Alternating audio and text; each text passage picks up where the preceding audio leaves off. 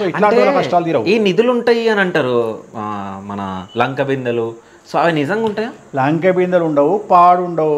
Already అవి పురావస్తు శాఖ వాళ్ళు ఈ శాఖ వాళ్ళు ఆ పని మీదనే ఉంటారు. వాళ్ళ దగ్గర హిస్టరీ ఉంటుంది. చర్చ్ వాళ్ళు అన్నీ వాళ్ళు దవ్వుకుంటారు. గవర్నమెంట్కి చెందినవి అవి. వీళ్ళు ఏం చేస్తారంటే షార్ట్ కట్లో డబ్బు కావాలి, ధనవంతులు కావాలి అనేటోళ్ళు ఫస్ట్ చేసేది, ఫస్ట్ ప్రయారిటీ లంక బిందెలు, సెకండ్ రైస్ పుల్లింగ్, మూడోది క్యాసినో, నాలుగోది పేకాట, ఐదోది ఫండింగ్.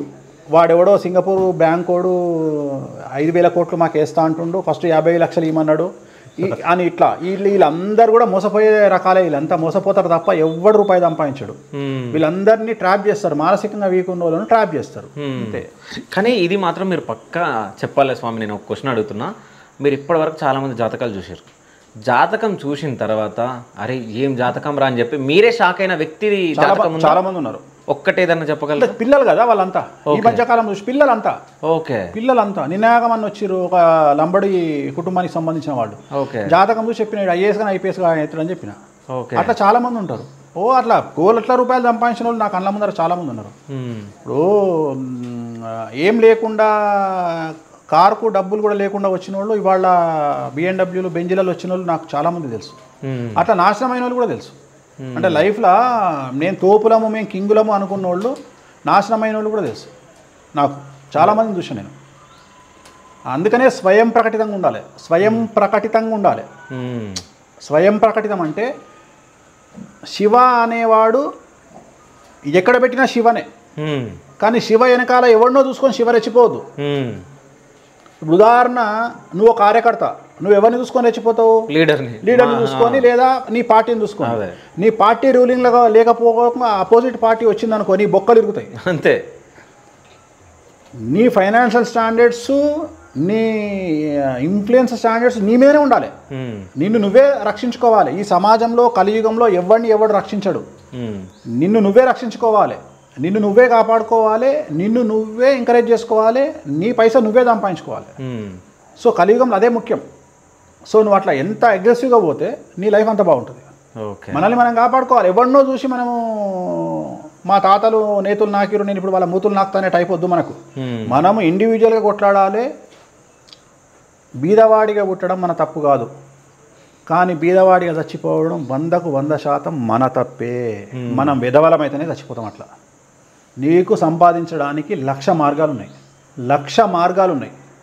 దునియా కలియుగంలో పైసా సంపాదించుడు ఇంత ఈజీ. మోసం చేయాల్సిన పని లేదు, బ్లాక్మెయిల్ చేయాల్సిన పని లేదు. ఇట్లా సంపాదించవచ్చు.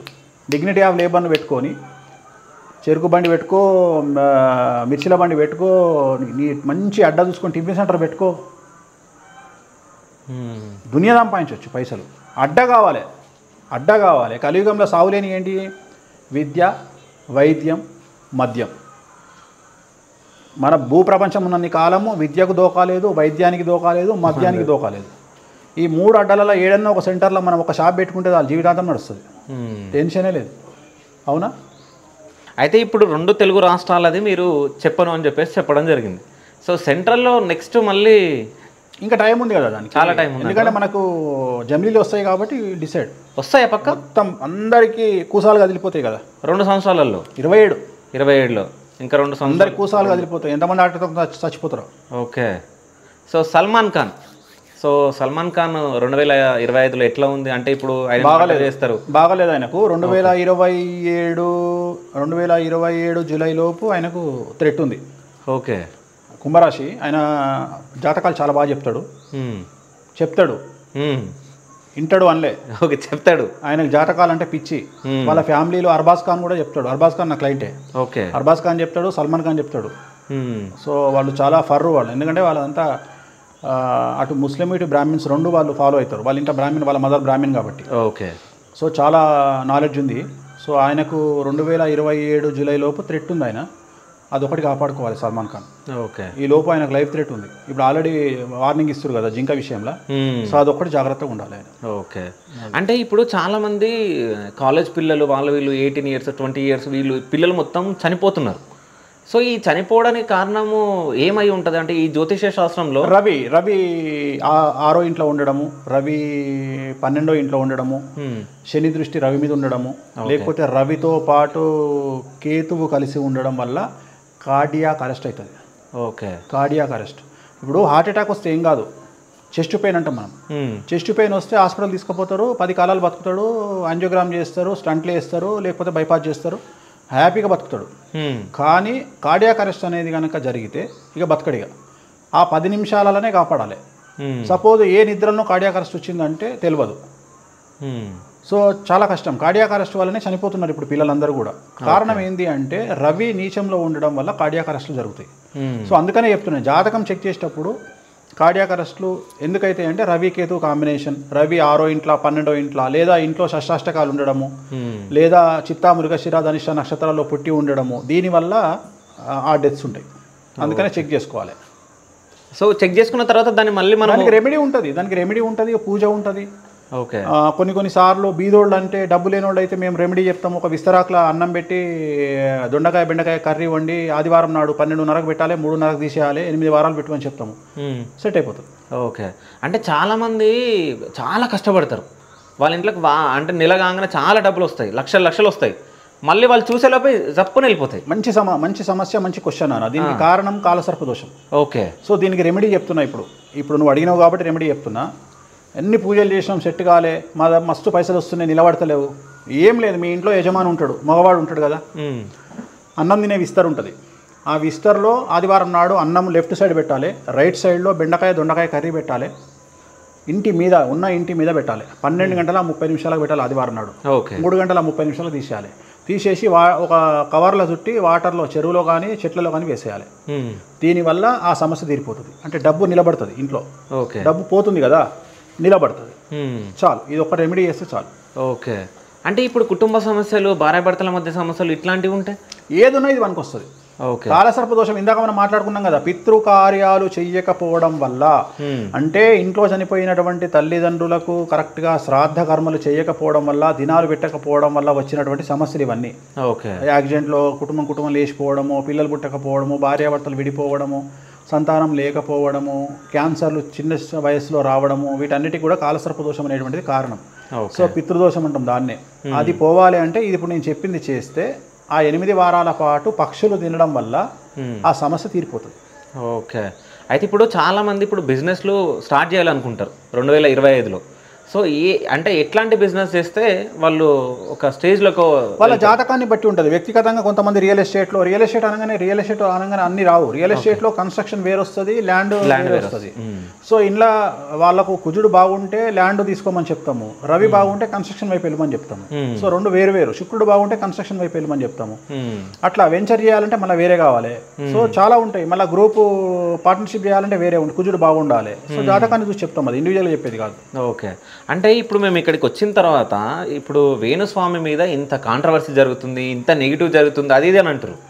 బట్ మేము వచ్చే వరకు ఇంతమంది జనాలు ఉన్నారు ఇక్కడ.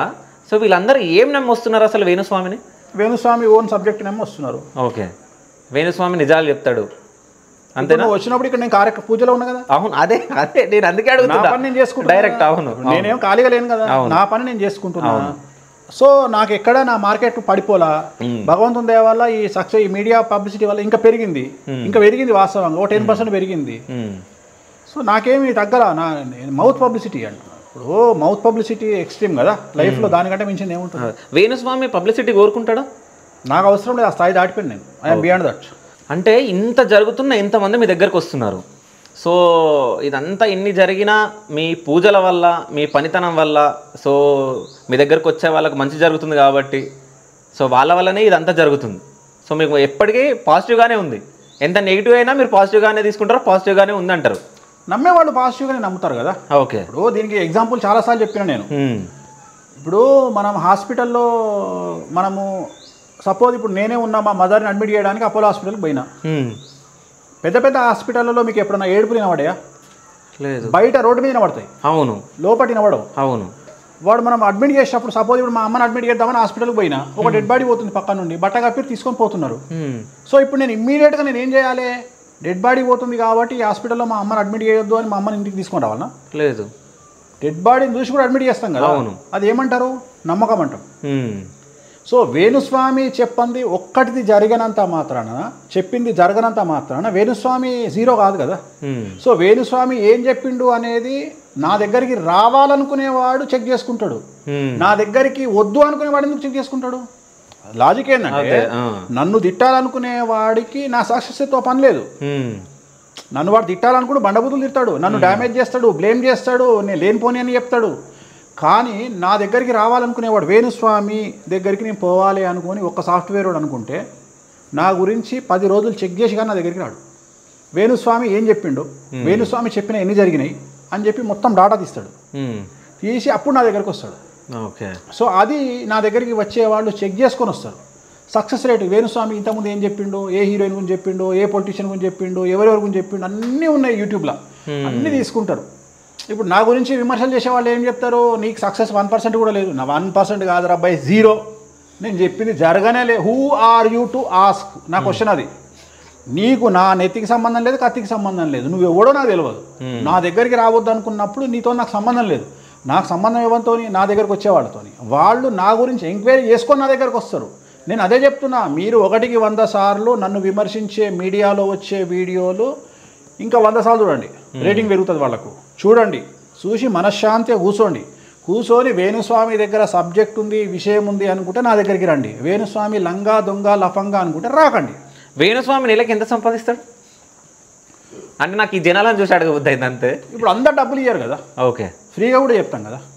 వేణుస్వామి ఒక్కడే కాదుగా సంపాదించేది, వేణుస్వామి భార్య కూడా సంపాదిస్తుంది. అవును, మేము ఇద్దరం సంపాదిస్తాం కదా. సో మేము సంపాదిస్తే మేమేం బ్లాక్మెయిల్ చేస్తలేం కదా జనాల్ని. మేము సంపాదించి మేము ఎవరినో మోసం చేస్తలేం కదా. మేము ఇద్దరము సంపాదించుకొని జీవనాన్ని గడుపుతున్నాం కదా. ప్లస్ నాకు వచ్చిన దాంట్లో 20% సమాజ సేవకు వాడుతున్నా. 15-20 మంది అమ్మాయిని రేపు విక్టిమ్స్ని దత్తత తీసుకున్నా, ఒక అమ్మాయిని మెడిసిన్ చదివిపిస్తున్నా. సో నేను చాలా నా దగ్గర 10 మంది పనిచేస్తారు, వాళ్ళ కుటుంబాల బాధ్యత నాదే ఉంటుంది. సో చుట్టుపక్కల గ్రామాలలో ఎవరికి ఏ ప్రాబ్లం వచ్చినా 50,000 20 కనీసం నెలకు 1,00,000 రూపాయలు నేను డొనేషన్లే ఉంటాయి నాయి. ఓకే, కాబట్టి నేనేమి నాకు ఒక్కతే ఆడపిల్ల, నేను పెద్దగా మొత్తం డబ్బులు నాకు ఆలోచన లేదు. సో పెళ్లి చేసుకుంటే ఎట్లుంటాడో నేను కూడా గట్లే ఉంటా. సో నాకేం టెన్షన్ లేదు. రెండేది ఏంటంటే సస్తే హ్యాపీగా రావాలి అనే కాన్సెప్ట్. ఓకే, సస్తే హ్యాపీగా రావాలి అంటే డెత్ బెడ్ మీద ఉన్నప్పుడు నీకు ఏమైనా కోరికలు ఉన్నాయంటే లేవనాలి, అనిపించుకొని రావాలి. ఇవాళ నా బిడ్డను కానీ నా పెళ్ళాన్ని కానీ అడిగితే మొహమాటం లేకుండా చెప్తారు, మాకు ఏం కోరికలు లేవని చెప్తారు. ఇంత షార్ట్ పీరియడ్లో ఈ ఏజ్లోనే నేను ఆ స్టేజ్కి తీసుకొచ్చాను నా ఫ్యామిలీని. నాకు టెన్షనే లేదు. ఇంకోటి అన్నిటికీ రెడీ. ఎందుకంటే అగ్రెసివ్గా మనం సమాజంలో పోతున్నప్పుడు ఏదైనా జరగవచ్చు, మనం అటాక్ జరగవచ్చు, చంపవచ్చు, చంపినా రేపటికి 2. సో దేనికి భయపడేది లేదు. హ్యాపీ లైఫ్ను చూసినాము, చిన్న ఏజ్లో చాలా లైఫ్ చూసినాము. సో ఏం టెన్షన్ లేదు. సంపాదించిన దాంట్లో 100% 10 to 20% సమాజ సేవకై వాడతాము, అందులో అనుమానమే లేదు. ఓకే, అయితే ఇంతకుముందు మనం మాట్లాడేటప్పుడు డెడ్ బాడీ గురించి మాట్లాడినప్పుడు అమ్మ గురించి మీరు మాట్లాడారు. సో అమ్మకు అంటే ఇట్లా అవుతుందని చెప్పేసి మీకు ముందే తెలుసు? అమ్మ చనిపోతారు అని నాకు 1 year ముందే తెలుసు. కానీ ఆమె ఏప్రిల్ వరకు బతకాల్సిన మనిషి టీవీలో ఇవన్నీ న్యూస్ మీడియాలో రావడం వల్ల మెంటల్గా ప్రెషర్ తీసుకొని ఒక 6 నెలల ముందు చనిపోవడం జరిగింది. ఓకే, సో ఆమె భయపడ్డది బాగా, ఏమైపోతుందట. ఎందుకంటే ఇప్పుడు వాళ్ళో వీళ్ళో ఫోన్ చేసి కొంపలు మునుగుతున్నాయి అని చెప్పి ఫోన్లు చేస్తారు కదా, వాళ్ళకి ఏం తెలియదు కదా.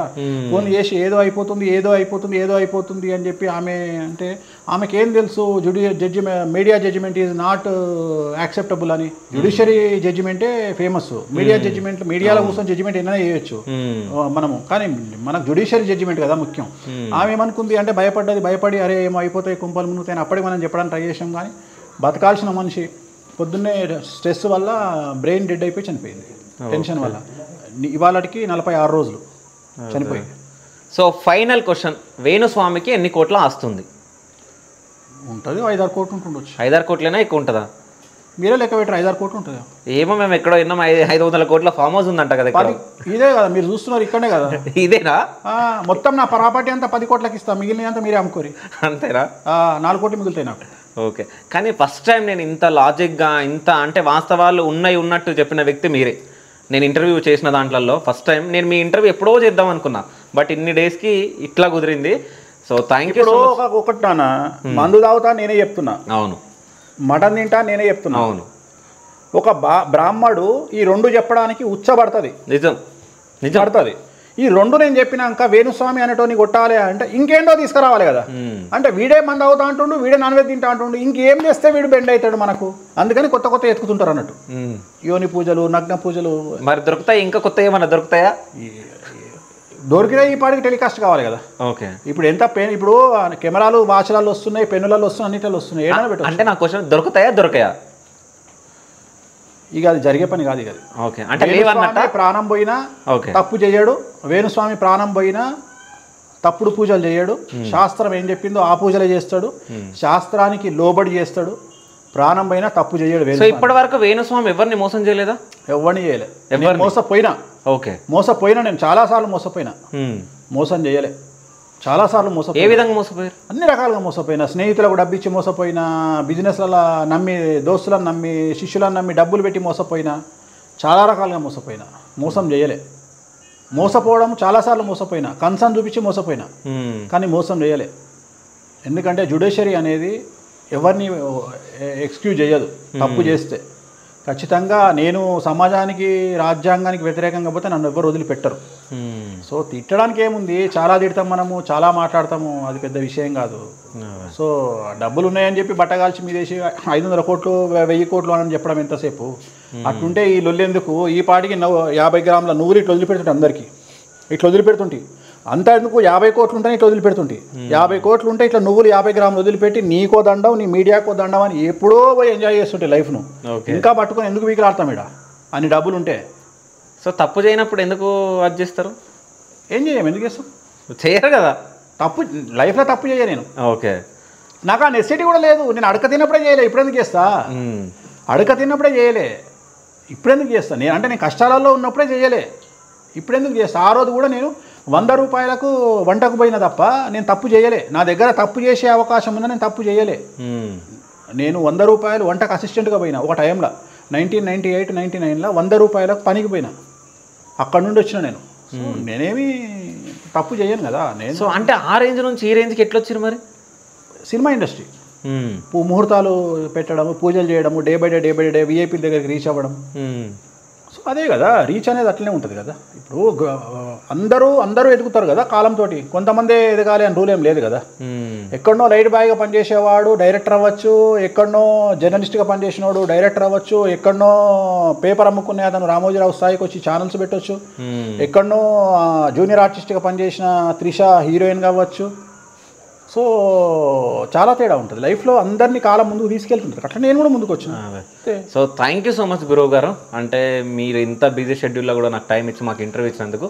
So thank you so much. Thank you. ఓం నమో వెంకటేశాయ.